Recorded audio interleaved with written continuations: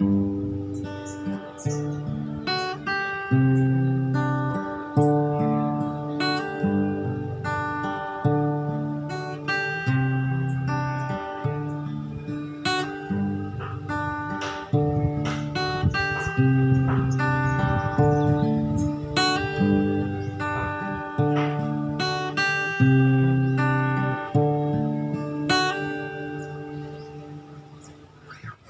ngayong araw ay tuturuan ko kayo kung paano i-play ang intro ng kantang When You Say Nothing at All. So maraming version to, and I don't know kung sino yung original, pero yung sa pag-alam ko, yung natutunan kong mag-gitara, si Ronan Keating, yung version na sa time na yon, no? So paano ba mag-play ng When You Say Nothing at All intro? Now, chords muna tayo. So meron tayong 4 na chords: G, D, C. Yung C natin ay yung parang G, ano ba yung C9? Tawag doon. Basta parang ganito. Yung G, babaan nyo lang. Baba ka sa 5th string at 4th string. Yan. At saka D. So pabalik-balik lang. G, D, C, D.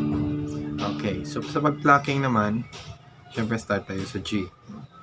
So i-pluck natin 6th string, 5th string, pagkatapos 2nd string, 3rd string. So parang ganito. Again, 6th string, 5th string, 2nd string, 3rd string. Ganito. Okay, sunod, punta tayo sa D. So sa D naman, 4th string, 3rd string, at saka 1st string. At another 1st string. This time, parang D sustain 4. So,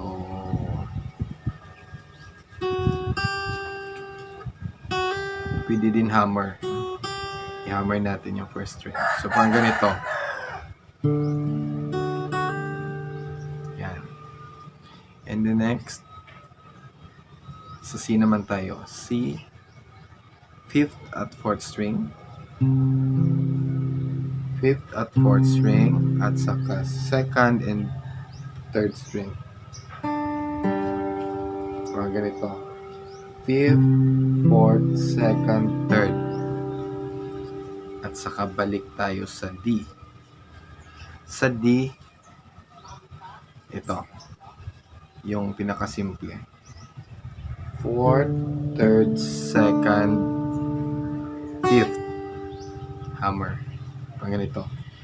4th, 3rd, 2nd, 5th. At saka balik sa G.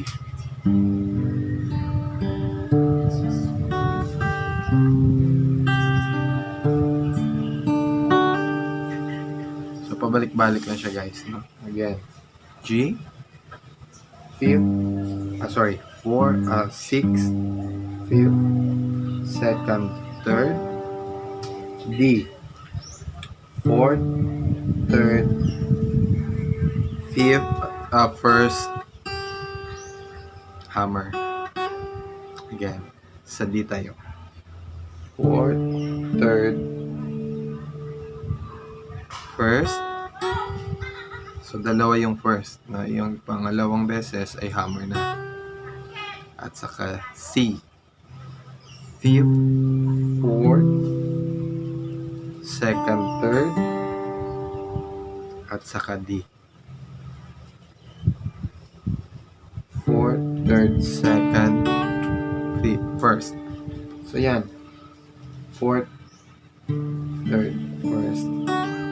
So, parang ano siya, down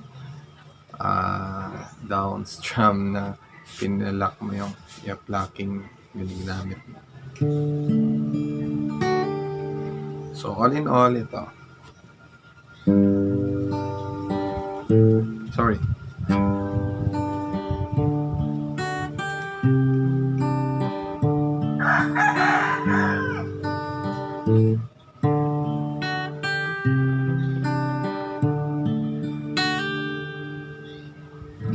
So yan lang muna guys. So kung sino yung nagustuhan, kung nagustuhan niyo yung video na to, yung video tutorial ko, please like lang ng